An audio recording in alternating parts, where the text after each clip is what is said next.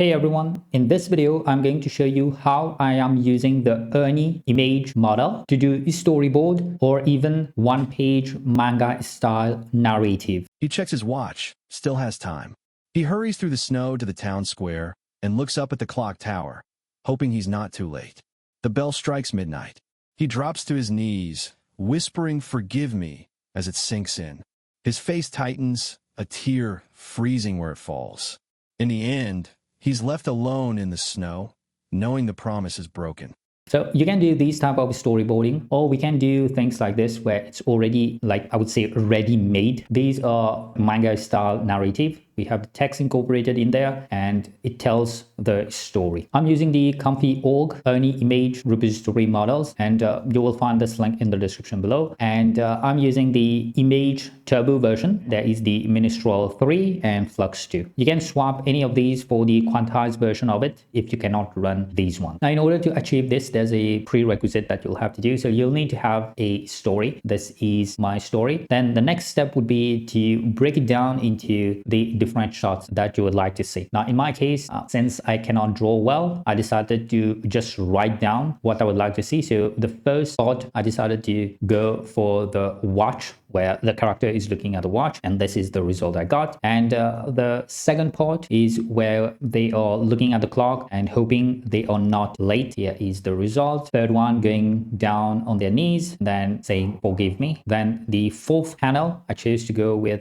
the character crying, and the last part, basically the final panel, they are walking and there's nothing. Basically, they are alone in the snow. So once you have your breakdown, and you can have like more than this, then we'll need to go inside of ComfyUI, prompt it in order to generate these. You will get one single image, so it's going to be like this, either this one or this one. I'm going to show you the prompt for both, and you will see here that the character is consistent across the panel, the style as well. Now, I've got someone who mentioned that text to image is useless, and I don't think so. Like, as long as you're able to skillfully prompt what you'd like to see, you can generate really good results. And these are just some examples showcasing how to do text to image. So this is quite simple at first glance, but we have black and white everywhere. It's just the splash here that is red, and then this one is a split screen with multiple text all over it, and we even have the same person but behind, kind of disintegrating type. So this can be done. You can also do like tour portrait and stuff like that. So all of these were generated using the Ernie image model. Here I am inside of ComfyUI. I'm going to share this final version of the workflow with you. You can also just go inside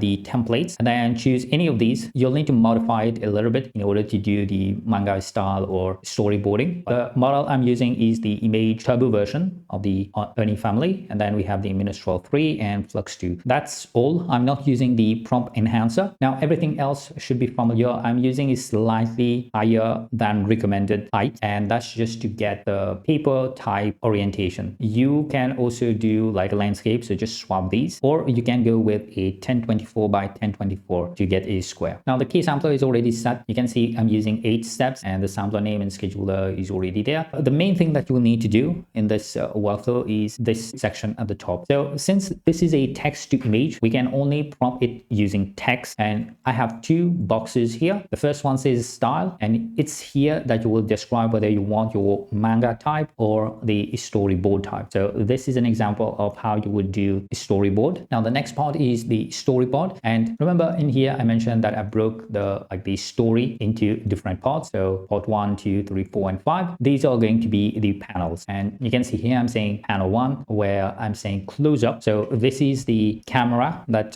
you'll need to prompt for, and you can also prompt for an action that is going to happen, as well as for text. So there are 3 things that you can have in your panel, and you will see this for all the prompts here. So extreme close up, that's the camera. Then what is the action that is happening? And in this specific case, we have hand holding a pocket watch, and we don't have any text in this version, but you can also have text. You will just need to do it like this. So put text colon, and then you put whatever you want to see inside of quotation mark. Okay, so another example here, we have panel 2, and I'm saying medium shot, and that's going to be the camera. Then we have the action or the actual scene. So in this case, I'm describing the protagonist, where they are, camera angle, what I want to see in the back, and we also have snowflakes here. Then there's another example here. So let me skip to panel 5. So in panel 5 here, I have text, like I said. So I'm still putting the type of shot at the beginning. Then I have the character, and then I have the text. So let me get this into Comfy here. So this is from my initial experimentation. I did not break it down into 2 parts, but you can see here I have the top part where I'm explaining the style, and I'm saying Japanese manga style, illustration type. I want it to be colored, and then the type of manga panel that I want. So in this case, it's a 5-panel manga, and I'm also describing the panel. So this one is top left, top right, center, bottom left, bottom right, and then same thing. It's the camera, then the action, and the last one here is I have the camera, the action, and the text. Now, in terms of requirements, if you want to do the colored version like this one here, well, the base nodes that comes with ComfyUI will suffice. But if you want to have a grayscale version of it, then you will need to have a custom node installed, and that is the ComfyUI Ming nodes. This is the one that I'm using, but there are a lot of these custom nodes that you can use. You just need to search for saturation, and you can see here from the list. Any of these will do. Arguably, you can just install this one. There's only one node. However, I'm more comfortable using this one since I have experience using it. So this is the one that I've installed, and you will see it here. It's basically converting the image into a grayscale image, and that's how I'm getting the grayscale version of this one. So that's only if you're doing like manga and you don't really need the color. Otherwise, you can delete this node. Even if it says red or missing custom node, you can delete this save node as well, and this workflow will work just fine. Okay, so just remember, make sure you have your models in here, get the style. You can also just copy this into ChatGPT and tell ChatGPT to convert this into whatever style that you want. Okay, so that's something else that you can do. Then here is the way that you can generate the different panels. All right, so hopefully you learned something from this. If there's any issue or anything, let me know. I'm going to update this to have the turbo version, the link for the turbo version. This is from the default templates, and I'm also going to share the version which has that grayscale node in it. Like I said, you can just delete it if you don't need it. By the way, the optimal width and height is 1024 by 1024, but you can go slightly higher. There is a catch though. So here are a couple of variations of this that I've done, and if you do the 1024 by 1024 like a square image, this is what you would get. So the panels will be flattened, and it's mainly going to be like a widescreen type, horizontal banner type of panel.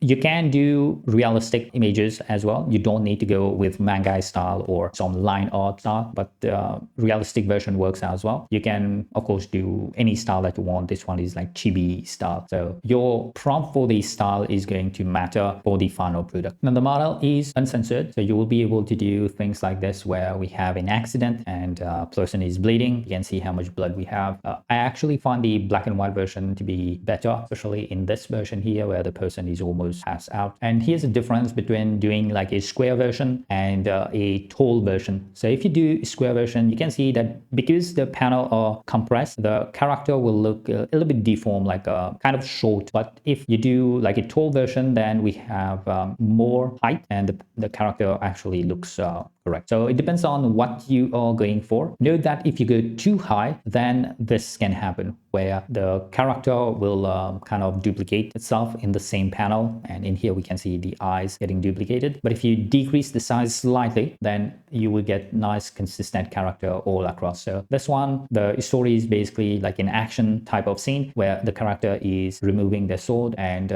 basically just drawing that sword out. Then they jump, and then we have a close-up of their face. They break something, lands, and we see them bleeding here, and it says even gods can bleed. So that's basically the story that is happening, and you can see that it's same character. Now these two are at its original width and height. So you can see the first one is taller than the second one. So these are different generations, but the character looks almost the same. So that's one thing I noticed with this model. You can see here, even with this one which failed, the characters are kind of consistent. However, if the seed is too far apart, so these ones are close by, it's like a 1 2 3 4, and this one is 1 2 3 5. So it's just just one seed apart. Now these ones are far apart, and you can see that the characters start to look different. So face here is completely different, and even the style and the colors are different. So you can increase or decrease the seed by 1 to generate, let's say if one of the panel was not generated correctly and you want to regenerate, then you can increase the seed by 1 or decrease it by 1 to get a similar character, but hopefully it's going to fix that